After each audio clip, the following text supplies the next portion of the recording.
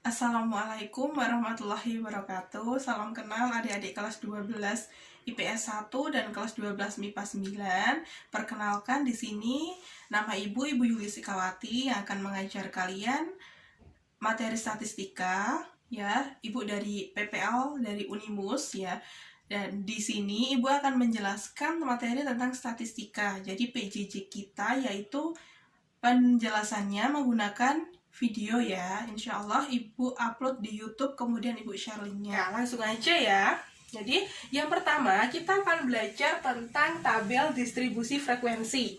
Tabel distribusi frekuensi itu dibagi menjadi dua. Yang pertama data tunggal, yang kedua adalah data kelompok. Untuk data tunggal contohnya seperti ini. Jadi ada misalkan nilai suatu lah, apa nilai siswa ya.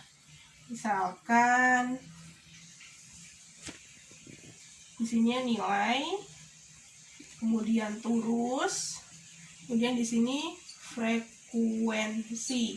Misalkan nilainya dari 5, 6, 7, 8, 9, 10 gitu ya. Kemudian turusnya, misalkan di sini ada wadah 5. Kemudian di sini misalkan ada 3. Kemudian di sini ada 7. Di sini misalkan yang nilainya 8 mendapat ada 10 anak. Ya, 10 anak. Kemudian misalkan di sini ada yang dapat nilai 9 tuh 3 anak. Nah, di sini misalkan yang nilai dapat nilai 10 20 anak. Jadi, contoh dari data tunggal itu bisa dilihat seperti ini. Nilainya itu hanya 5, 6, 7, 8, 9, 10. Kemudian turusnya, oh ini ada 5 garis, berarti frekuensinya 5. Untuk nanti jumlah frekuensinya kita tinggal menjumlahkan ini saja. Itu untuk data tunggal ya. Kemudian kita langsung saja ke data kelompok ya. Untuk data kelompok itu kita misalkan kenapa dikelompokkan? Misalkan berat badan siswa yang berat badannya itu dari 38 kilo sampai 88 kilo. Kan nggak mungkin kan kita tulis 38 sampai 88. Itu akan memakan banyak baris lah. Makanya kita kelompokkan. Ada kelas 1, kelas 2, kelas 3 gitu. Nah, untuk mengelompokkan itu ada beberapa cara. Untuk contoh soal dari data distribusi frekuensi data kelompok itu bisa dilihat di bawah ini ya. Kemudian di sini Ibu akan menjelaskan tentang cara mencari interval kelas, panjang kelas, batas kelas, tepi bawah, tepi atas, dan masih banyak lagi, oke? Jadi, untuk menentukan banyaknya kelas dalam tabel distribusi frekuensi berkelompok, itu kita harus tahu satu interval kelasnya. Interval kelas itu sebenarnya kita menggunakan aturan Sturges. Jadi, kalau menggunakan aturan Sturges, satu kelas, panjang kelasnya harus sama. Kalau tidak berarti salah hitung ya. Kita menggunakan aturan Sturges, yaitu rumusnya adalah K sama dengan 1 plus 3,3 log N. K di sini artinya banyak kelas, sedangkan N di sini banyak data. Tadi data yang sudah Ibu tampilkan, itu kan ada 40 data ya. Jadi di sini N-nya 40. Maka untuk mengetahui panjang kelasnya atau banyak kelasnya, kita masukkan saja K sama dengan 1 plus 3,3 log 40. N-nya karena tadi datanya adalah 40. Kemudian untuk menghitung log 40 itu menggunakan kalkulator. Ya, menggunakan kalkulator boleh. Kemudian nilainya 1 plus 3,3 dikalikan log 40 itu 1,6435. Ini langsung saja hasilnya adalah 6,42. Kita bulatkan. Dibulatkannya menjadi 6, maka terdapat 6 kelas atau banyak kelasnya itu ada 6. Untuk datanya sudah Ibu tuliskan di sini ya, di papan tulis, memperjelas kalian cara penghitungan turus dan frekuensi ya. Untuk meminimalisir kesalahan kalian dalam menentukan frekuensi, itu cara penulisannya seperti ini. Kita lihat dulu. Ini datanya, kalau dan tadi Ibu fotokan, itu kan ini ke bawah, tapi ini Ibu balik ya supaya muat dilihat di sininya. Kemudian untuk menentukan turus dan frekuensinya, yang pertama lihat dulu. Misalkan Ibu akan membuatnya itu lurus ke kanan. Ya, boleh lurus ke kanan, boleh lurus ke bawah, itu boleh-boleh saja. Misalkan dari sini 141 itu di mana? Oh, di sini. Berarti kita terusnya di sini. Kemudian 142 masih di sini. Kemudian 149 di mana? Di sini. Oh, 150 di mana? Di sini. Dan seterusnya ya, sampai data ini habis. Ini ya, kita bisa menentukan nilai minimum atau nilai terkecilnya yaitu 141. Kemudian nilai maksimum, nilai terbesarnya di sini adalah 169. Untuk ya, ini kan nilai di sini kan ada kelas 1, kelas 2, 3, 4, 5, 6. Ya, banyak kelasnya 6, maka kita buat 6. Kemudian ada namanya interval kelas. Interval kelas itu ini jaraknya. Oh, ini intervalnya berapa. Untuk menghitung interval kelas atau panjang kelasnya itu menggunakan nilai maksimum dikurangi nilai minimum dibagi banyak kelas. Nilai maksimum di situ 169 dikurangi nilai minimumnya 141 per 6, 28 dibagi 6 itu 4,67, kita bulatkan menjadi 5. Maka panjang kelas atau interval kelasnya 5. Untuk menentukan interval kelas, kita tulis dulu di sini nilai minimumnya adalah 141. Maka 141 intervalnya 5. Berarti 141, 142, 143, 144, 145. 5. Berarti ini ikut dihitung ya, 141 dan 145-nya itu ikut dihitung. Maka kalau intervalnya 5, itu dari 141, 42, 43, 44, 45. Kelas pertama. Kelas kedua, dari 146 sampai 150. 146, 647, 48, 49, 50, dan seterusnya sampai 166 sampai 170. Kemudian terusnya itu yang tadi sudah Ibu jelaskan bahwa kelas 1 itu ada 3 frekuensinya, kelas 2 ada 5, kelas 3 8, kelas 4 15, kelas 7 kelas 5 ada 7, kelas 6 ada 2. Oke, selanjutnya di sini ada titik tengah. Oh, titik tengah itu rumusnya apa? Nih, kita bahas di sini ya.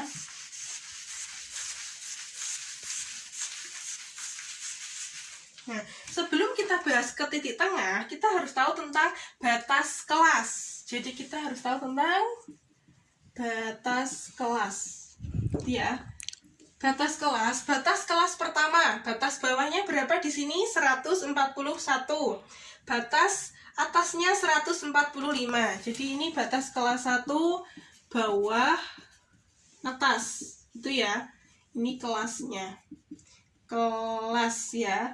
Kelas 1 itu di sini 141, atasnya 145. Kemudian kelas kedua batas bawahnya 146, batas atasnya 150. Ini kelas 2.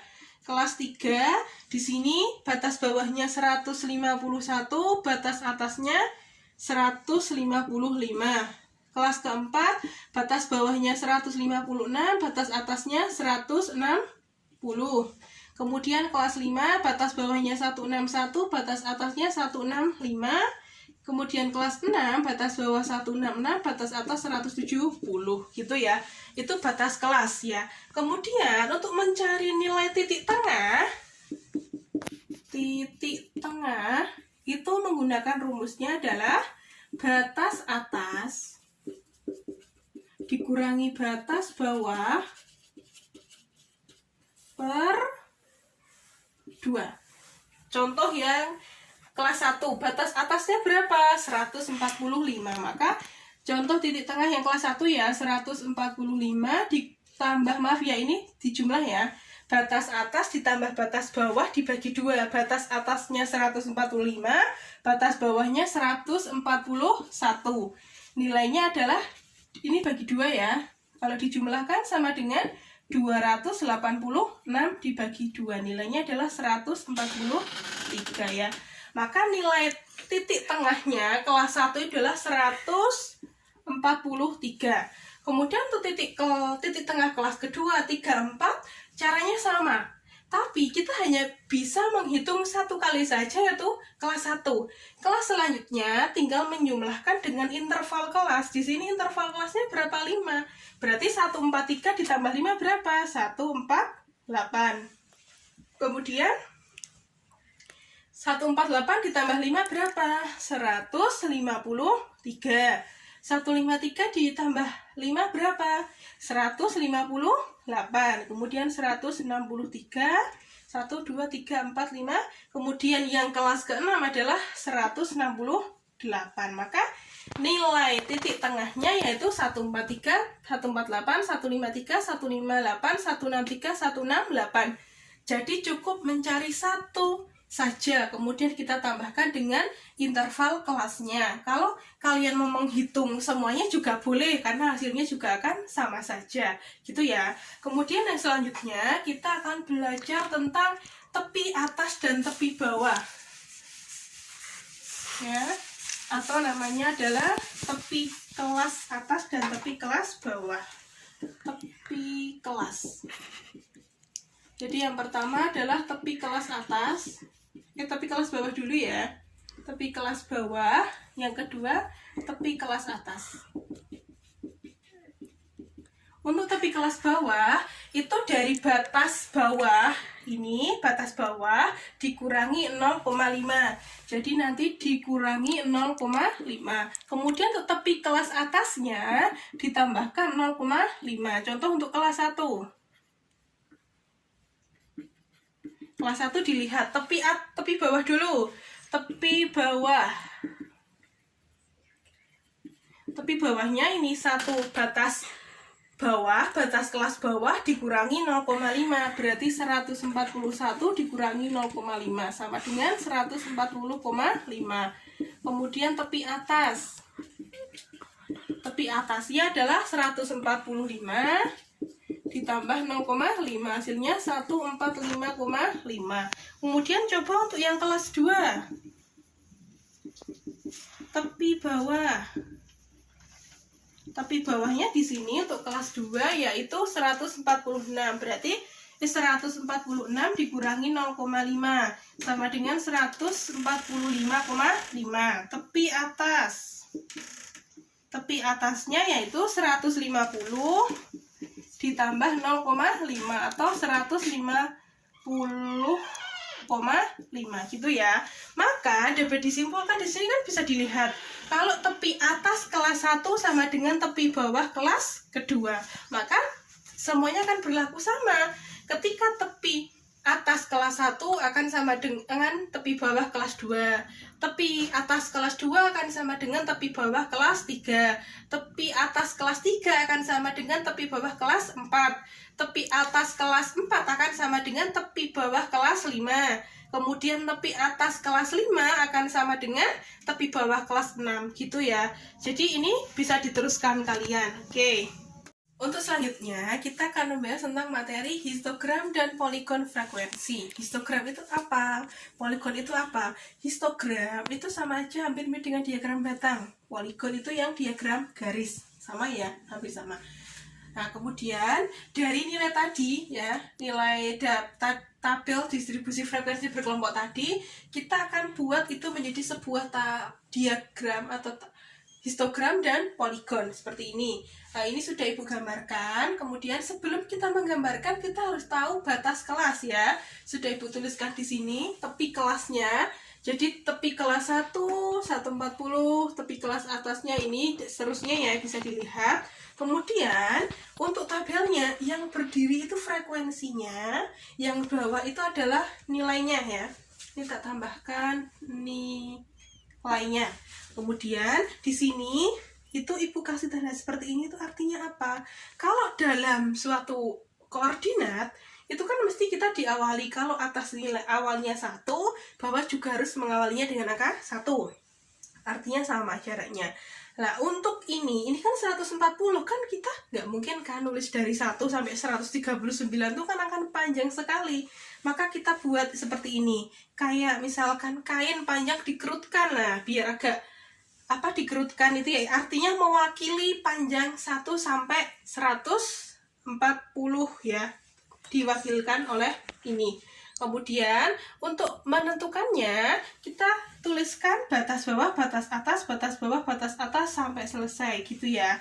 Kemudian ini ya bisa dilihat ya, batas bawahnya 140,5, 145,5 dan seterusnya. Berarti boleh dituliskan 140,5, 145,5. Kemudian kelas 2 juga sama dengan batas atas kelas 1, maka ini dituliskan satu kali saja 145,5, seterusnya sampai 170,5. Kemudian selanjutnya kita lihat untuk kelas 1 gitu ya. Itu frekuensi ini berapa? Ada 3. Berarti 3 ini di garis titik-titik sampai sini, kemudian kita hubungkan tepi kelas bawah dengan tepi kelas atas, dihubungkan kemudian di garis seperti ini. Ya, seterusnya juga sama, kelas 5 juga sama, frekuensinya 5 juga sama, yang nilai frekuensinya 7 juga sama, frekuensinya 8 sampai 15 pun sama. Kemudian dari ini namanya histogram. Kita arsir. Ini histogram ya. Histogramnya. Kemudian selanjutnya untuk poligon itu kita bisa menggambarkan lagi atau boleh jadi satu dengan histogram. Dengan cara apa? Kita mengetahui titik tengahnya atau nilai tengahnya dari 141 sampai 145 itu 143. Di sini ya, nilai tengahnya tak buat di sini ya, tengah-tengah di antara 140,5 sampai 145,5. Ini 143. Terus di sini nilai tengahnya 148, 153, 158, 163, 168 ya. Kemudian kita tarik ke atas gini. Itu ya. Nilai tengahnya seperti ini. Kemudian nilai tengah setiap kelas tuh kita hubungkan. Ini di sini dikasih titik-titik dulu biar jelas. Tuh, kemudian kita hubungkan. Nah, seperti ini ya. Jadi memang bentuknya tidak lurus mulus ya, tapi memang seperti ini.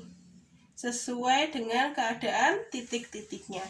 Maka jadilah tabel atau diagram, ini kan kayak diagram batang di dalam garis ya, namanya histogram dan poligon frekuensi. Gimana ya?